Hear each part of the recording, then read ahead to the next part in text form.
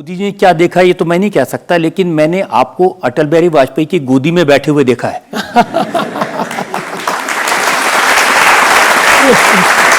देखिए, गोदी में तो नहीं, पर मुझे अच्छे से याद है कि मैं 12 साल का था और नागपुर में भारतीय जनता पार्टी का, हमारे पास में होगी शायद। हाँ, यस, बिल्कुल।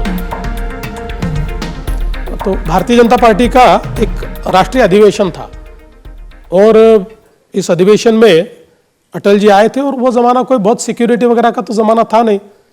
तो मैं हमारे पिताजी को मैंने कहा था कि अटल जी के साथ फ़ोटो खींचनी है, तो पिताजी ने टाल दिया। तो प्रमोद जी उस समय थे, तो मैंने प्रमोद जी को पकड़ा और मैंने प्रमोद जी को कहा कि मुझे अटल जी के साथ फ़ोटो निकालनी है। तो प्रमोद जी ने अटल जी को पूछा कि वो दो बेटे, उस समय पिताजी शायद शहर के अध्यक्ष वगैरह रहे होंगे, तो उनके दो बेटे वो आपके साथ, अटल जी ने कहा बिल्कुल बुलाओ। और फिर हम दोनों भाई गए और हमने अटल जी के साथ फ़ोटो खिंचवाई और हम फोटो खींच रहे थे तब सामने से पिताजी आए, तो बड़े आश्चर्यचकित हो गए कि ये पहुंच कैसे गए यहाँ अटल जी के पास। तो अटल जी ने उस समय, मुझे आज भी याद है, हम दोनों भाई आजू बाजू खड़े थे और कहा देखो दो शेरों के साथ मैं फोटो खींच रहा हूँ, अटल जी ने अपने स्टाइल में उस समय कहा था। तो मेरे लिए तो वो फोटो, मैं ऐसा मानता हूँ कि किसी मेडल से कम नहीं है। देखिए, इसीलिए तो मैं कह रहा हूँ कि सबसे जल्दी आगे पहुंचने में आपको कोई नहीं रोक सकता। देखिए, एक बात तो है कि ईश्वर का आशीर्वाद कुछ ऐसा रहा कि समस्याएं बहुत आई लेकिन आगे निकलता गया। हम जनता में से एक जो सवाल ले सकते हैं इस समय। मेरा सवाल आपसे ये है कि क्या ये सच है कि आपने पिछले कुछ समय में 25 किलो वजन कम किया है? देखिए, वजन के साथ मेरी लड़ाई लगातार चलते रहती है। मैं उसको कम करता हूँ और वो बढ़ जाता है, और कई बार मैं कहता हूँ कि मैं हवा खाता हूँ तो भी वजन बढ़ता है। लेकिन मतलब आप मेरे अगर पिछले 30 सालों की फोटोज देखेंगे तो आपको हर शेप में मेरा फोटो आपको नजर आएगा। लेकिन हाँ, ये बात सही है कि पिछले करीब 3-4 सालों से मैं लगातार अपने वजन को कंट्रोल में रखने की कोशिश कर रहा हूँ और काफ़ी वजन मैंने कम किया है। लेकिन अभी भी मैं फिट नहीं हूँ, अभी मुझे कम से कम 10-12 किलो वजन और कम करना चाहिए, लेकिन मैं आई एम हैप्पी कि मैं कम कर रहा हूँ धीरे धीरे। तो 30 साल पहले की जो तस्वीरें वो दिखा देते हैं लोगों को।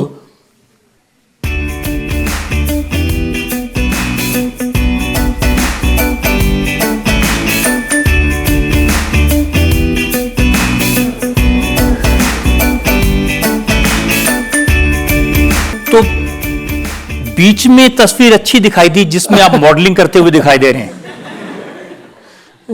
वो बड़ा मजेदार किस्सा है। विवेक रानड़े मेरे मित्र है, बड़े फैशन फोटोग्राफर है। तो ये जो तस्वीर है ये करीब मेरे ख्याल से 2002 या 2003 की तस्वीर होगी। तो चुनाव हो गया था और कुछ ज़्यादा काम भी नहीं था। एक दिन उसने मुझे बुलाया और विवेक ने कहा कि तुम्हारा एक पोर्टफोलियो तैयार करेंगे। मैंने भी कहा चलो, कुछ काम तो है नहीं। तो काफ़ी अलग अलग प्रकार के कपड़े वपड़े पहना के उसने मेरे फ़ोटो खींचे और फिर 4-5 दिन बाद कहा कि देखो ये जो सारे फ़ोटो है, एक कपड़े का ब्रांड है, इसमें मैं आपको मॉडल के रूप में यूज़ कर रहा हूँ। तो मैंने कहा यार क्या फालतू बात कर रहे हो, लोग गाली मारेंगे मुझे और मुझे पता है मूर्खता होगी। बोला नहीं, मैंने तो तय कर लिया है। जैसे वो सारे बोर्ड्स वोर्ड लगने वाले थे, मैं तो इतना डर गया कि मैं नागपुर छोड़कर शनि शिंगणापुर चला गया। मैंने बोला चलो भगवान के दर्शन करने चले जाते, 2-3 दिन किसी को मिलेंगे नहीं।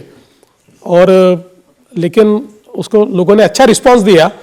लेकिन उसमें सबसे मज़ेदार बात ये हुई कि चूंकि मैं उस समय विधायक था, तो एक थोड़ी नई बात हो गई थी, किसी विधायक ने मॉडलिंग कर लिया था।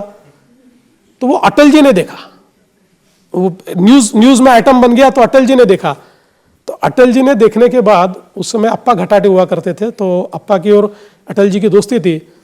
तो अटल जी ने अप्पा घटाटे जी को कहा, अरे तुम्हारे नागपुर का विधायक है, इसने मॉडलिंग की, उसको बुलाओ।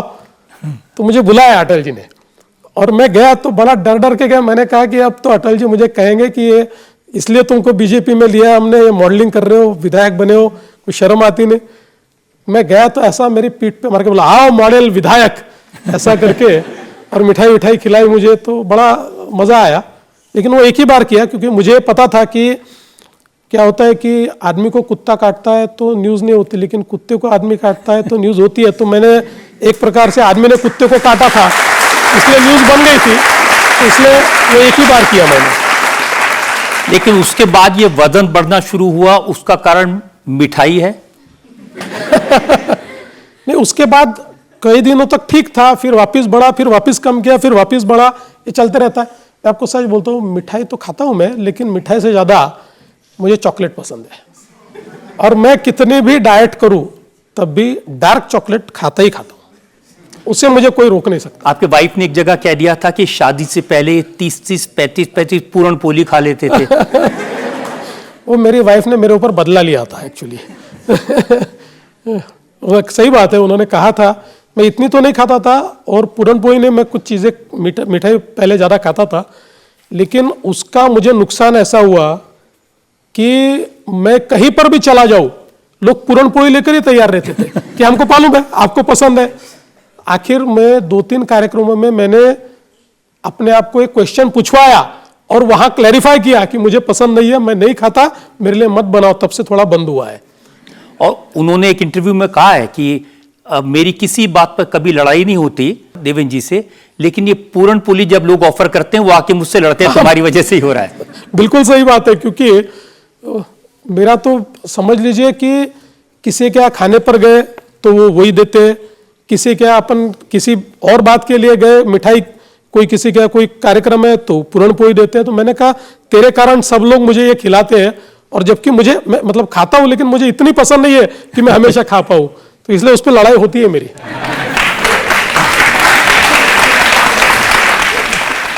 एक सवाल और ले सकते हैं?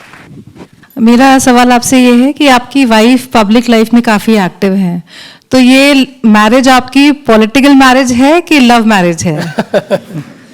मेरी मैरिज अरेंज्ड विथ लव है, ये अरेंज मैरिज है। लेकिन मेरी जब शादी हुई तो मतलब जिस समय मैंने ये तय किया तो मैंने अमृता का फोटो देखा, मैरिज ब्यूरो से 3-4 फोटो मेरी माँ ने लाई थी, फोटो देखा, उसका नंबर लिया, सीधा उसको फ़ोन किया, मिलने बुलाया। 2-3 मुलाकातें हुए। मैंने पहली मुलाकात में उसको बता दिया कि मैं ज़िंदगी भर राजनीति करने वाला हूँ, कोई काम धंधा करूँगा नहीं। और पहले इसमें बताया, वो बैंक में उस समय भी काम करती थी। मैंने कहा देख, तेरा पैसा तेरा, मेरा पैसा मेरा, मैं तेरे को दूंगा भी नहीं और तुझसे लूंगा भी नहीं। तो अपने लाइफ कर, मैं अपनी लाइफ चलाऊंगा। तो दोनों का हमारा एग्रीमेंट हुआ 3-4 मुलाकातों में। फिर एक दिन हम लोग लॉन्ग ड्राइव पर गए और उस दिन हमने तय किया कि आप शादी करेंगे, और फिर सीधा उसके घर गए, उसके माता पिता को मिले, फिर मेरे घर गए, मेरी माँ को मिले, और हमने शादी कर ली।